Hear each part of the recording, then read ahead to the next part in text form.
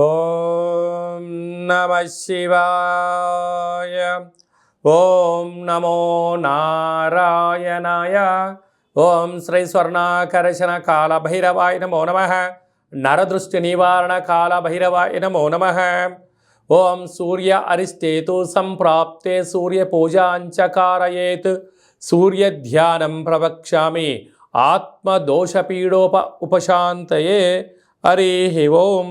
మా ఛానల్కి స్వాగతం. చూస్తున్న వీక్షకులకు ప్రేక్షకులకు ప్రియ కాళభైరవ భగవద్బంతులకి స్వాగతం పలుకుతూ మమ్మల్ని ఎంతగానో ఆదరిస్తూ ఉండబడినటువంటి ప్రియ సోదరీమణులకు అందరికీ కూడా సనాతన ధర్మ వీక్షకులకు సంరక్షకుల అందరిపైనను రథసప్తమి అనగా సూర్యుడి యొక్క జయంతి సందర్భంగా అందరికీ నిండు నూరేళ్ల ఆయురారోగ్యాలను ప్రసాదించాలని, ఎవరికి కంటి సమస్యలు, దేహ సమస్యలు, ఆత్మ సమస్యలు, అనారోగ్య సమస్యలు వాళ్ళకు రాకుండా సంపూర్ణ ఆయురారోగ్యాలు ప్రసాదించాలని సూర్యభగవానుని వేడుకుందాం. 16వ తారీఖు 2వ నెల 2024 నుండి 29/2/2024 వరకు పుట్టినటువంటి వారందరికీ కూడా ముందస్తుగా జన్మదిన శుభాకాంక్షలు. గతంలో వివాహం చేసుకున్న వారికి వివాహ వార్షికోత్సవ శుభాకాంక్షలు. ద్వాదశ రాశుల్లో గ్రహ గమనాన్ని ఒకసారి వీక్షింపచేద్దాం. మేషరాశిలో గురు సంచార స్థితి, కన్యరాశిలో కేతు సంచార స్థితి, మకర రాశిలో కుజుడు, బుధుడు మరియు శుక్ర సంచార స్థితి, కుంభరాశిలో రవి మరియు శని సంచార స్థితి, మీనరాశిలో రాహు సంచార స్థితితో ద్వాదశ రాశులలో గ్రహ గమనాలు ఫిబ్రవరి ద్వితీయార్థంలో ఈ విధంగా ఉన్నాయి. అలాగనే 21వ తారీఖున బుధుడు కుంభరాశిలోకి సంచారం చేయడం వల్ల అక్కడే ఉండబడినటువంటి రవి భగవానుడితో బుధుడు కలిసి ఉండడం వల్ల బుధాదిత్య రాజయోగము అంటారు. ప్రభుత్వ ఉద్యోగం ప్రయత్నం చేసేటువంటి వారికి ఇది చాలా మంచి కాలము అని చెప్పి గమనించాలి. కుంభరాశి వారు రథసప్తమి సందర్భంగా ఎలాంటి విధి విధానాలు పాటించాలో ఈ వీడియోలో సవివరంగా సంపూర్ణంగా తెలుసుకుందాం. కుంభరాశిలో ఏ నక్షత్రాలు వస్తాయనగా ధనిష్టా నక్షత్రంలోని 3వ పాదం, 4వ పాదం, శతవిష నక్షత్రంలో 4 పాదాలు, పూర్వాభాద్ర నక్షత్రంలోని 1, 2, 3 పాదములు కలిపితే కుంభరాశి. కుంభరాశి యొక్క అధిపతి శనేశ్వర స్వామి. వీరికి ఒకవైపు ఏళ్ళనాటి శని సంచార స్థితి కూడా జరుగుతున్న విషయం తెలిసినటువంటివే. అందులో మధ్యమ సంచార స్థితి కూడా జరగడం, అదే కాకుండా చాలామందికి పుట్టినటువంటి కాల సమయంలో డేటా బర్త్లు లేనటువంటి కారణం చేత పేరు యొక్క మొదటి అక్షరాన్ని అనుసరిస్తూ ఆ రాశిని తెలుసుకునే ప్రయత్నం చేద్దాం. గు, గే, గో, సా, సి, సు, సే, సో, ద అక్షరాల వరకు కుంభరాశి జాతకులే.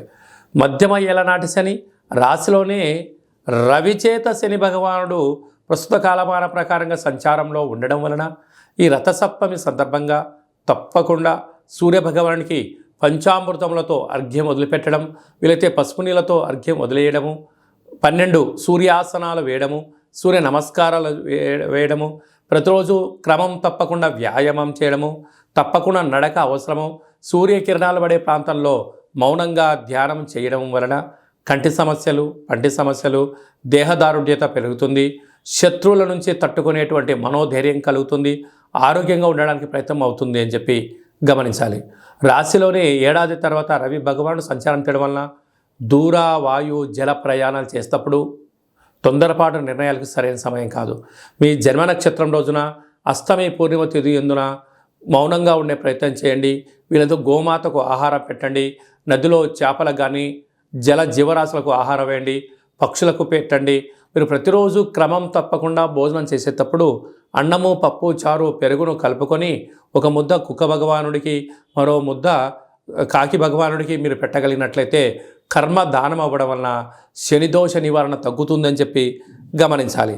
అలాగనే వీరికి వ్యయంలో కుజ, బుధ, శుక్ర సంచార స్థితి కారణం కుజదోష ప్రభావం కారణం వలన పంచభూతాలతో, మానవులతో అపహాస్యంగా ఉండొద్దు. వీలైనంత వరకు ఓపిక, పట్టుదల, సహనమే మీకు శ్రీరామ రక్ష అని చెప్పి గుర్తుపెట్టుకోవాలి. నీటి వ్యాపారాలు, హోటల్ వ్యాపారాలు, సాఫ్ట్వేర్, హార్డ్వేర్ ఉద్యోగస్తులు ఎన్నో జాగ్రత్తలు అవసరమని చెప్పి జ్యోతిర్విజ్ఞానం సూచిస్తుంది. ఫిబ్రవరి మాసంలో 16వ తారీఖు నుండి 29వ తారీఖు వరకు ముఖ్యమైనటువంటి పండగల గురించి క్లుప్తంగా సవివరంగా సంపూర్ణంగా తెలుసుకుందాం. 16వ తారీఖున మాఘమాస శుద్ధ సప్తమి, రథసప్తమి.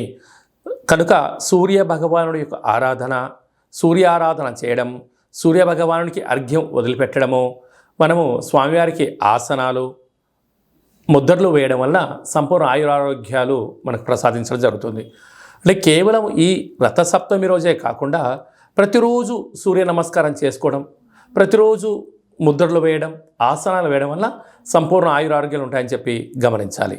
17వ తారీఖున మాఘమాస శుద్ధ అష్టమి శనివారం కృత్తికా రోహిణి నక్షత్ర సందర్భంగా అసితాంగ కాళభైరవ స్వామిని పూజించాలి.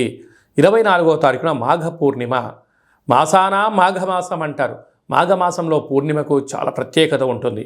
నదీ స్నానము, సముద్ర స్నానము, దానము యోగదాయకము. అలాగనే మనకు 27వ తారీఖున మాఘమాస బహుళ అష్టమి మంగళవారం.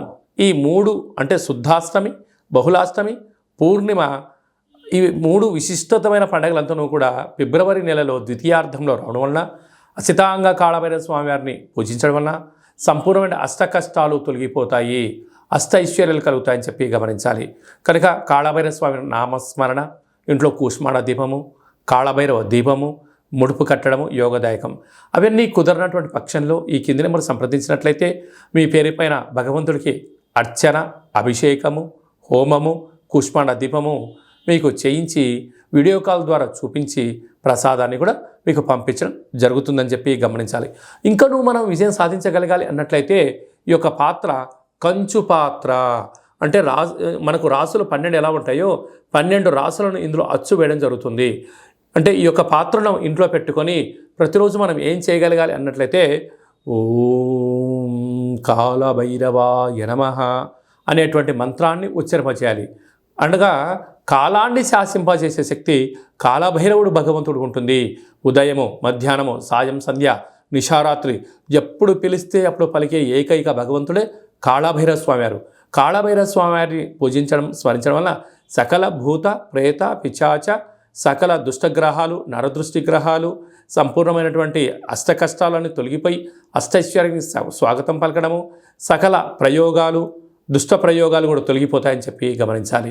ఈ పాత్ర వలన ఉపయోగం ఏమిటయ్యనగా ఓంకారనాదము శబ్దం రావడము, కాళభైరవ స్వామికి స్మరించడం వలన మానవుని యొక్క దేహంలో ఉండబడినటువంటి షట్చక్రాలు వికసింపచేసి దరిద్రము పోయి అదృష్టం కలుగుతుందని చెప్పి గమనించాలి. ఒక్కసారి ఈ యొక్క పాత్ర ద్వారా ఎలా శబ్దం వస్తుందో ఒకసారి వీక్షింపచేద్దాం.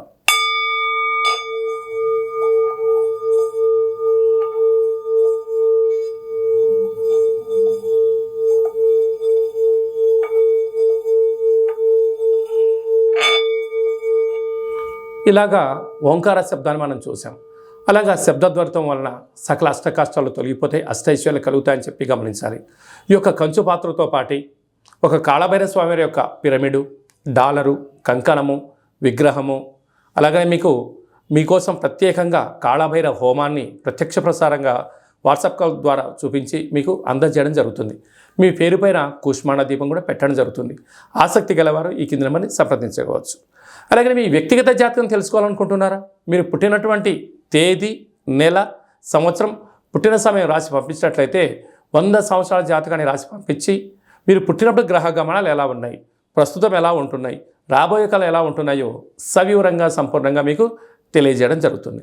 అలాగే చాలామందికి డేటా ఆఫ్ బర్త్లు లేనటువంటి వాళ్ళు ఎవరైనా ఉన్నట్లయితే మీ పేరు యొక్క మొదటి అక్షరాన్ని అనుసరిస్తూ ఆ రాశిని తెలియచేస్తూ కాళభైరవ ఉపాసన చేత భూత భవిష్యత్ వర్తమానాన్ని తెలియచేస్తూ మీ జాతకం చెప్పించుకున్న ప్రతి ఒక్కరికి కూడా మన యొక్క కాళభైరవ స్వామి యొక్క దేవాలయంలో అర్చన, అభిషేక, హోమ కార్యక్రమాలను కూడా చూపించి మీతో స్వామివారికి నమస్కారం పెట్టించడము, స్వామివారికి ఆశీస్సులు మీకు ప్రసాదింపజేయడం జరుగుతుంది అని చెప్పి గమనించాలి. ఆసక్తి గలవారు అపాయింట్మెంట్ తీసుకొని సంప్రదించగలరు.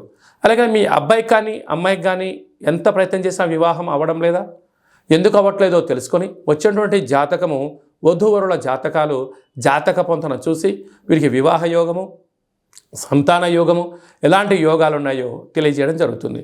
అలాగే గతంలో వివాహమైన దంపతులు తరచూ గొడవ పడుతున్నారా?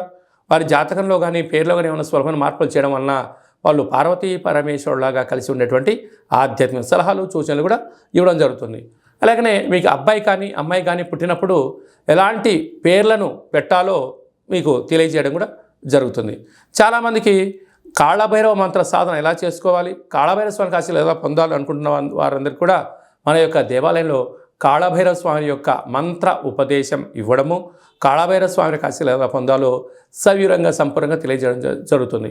అనేక మందికి మీరు పుట్టినటువంటి రోజున, మ్యారేజ్ డే రోజున మీరు అర్చన అభిషేకం చేయించుకోవాలనుకుంటున్న వారందరికీ కూడా మన యొక్క కాళభైరవ స్వామి యొక్క దేవాలయంలో మీ పేరుపైన స్వామివారికి అభిషేకము, అర్చన, కాళభైరవ హోమం కూడా చేయించడం జరుగుతుంది. అలాగే అన్నప్రసాద వితరణ కూడా చేయడం జరుగుతుంది. ప్రధానంగా అందరికీ వ్యక్తిగత నరుడు యొక్క దృష్టికి నల్లటి నాపర ఎలా బద్దలు అవుతుంటుందో మీ అందరికీ కాళభైరవ స్వామి వారి యొక్క రుద్రాక్షని మీకు నరదృష్టి నివారణ ప్రసాదంగా పంపించడం జరుగుతుంది. కనుక ఆసక్తి గలవారు ఈ కిందమును సంప్రదించి నరదృష్టి రుద్రాక్షను సంపాదించి ఆ యొక్క దుష్టగ్రహాన్ని దూరం చేసుకొని అదృష్ట లక్ష్మికి స్వాగతం పలకగలరు. అందరిపైనను కాళభైరవ స్వామి యొక్క ఆశీస్సులు, అసితంగా కాళభైరవ స్వామికి ఆశీస్సులు ఉండాలని కోరుకుంటూ ఆశీర్వచనం. ఓం కాళకాలాయ విద్మహే కాళాతీతాయ ధీమహి తన్నో శ్రీ స్వర్ణాకర్షణ కాళభైరవ ప్రచోదయాతు.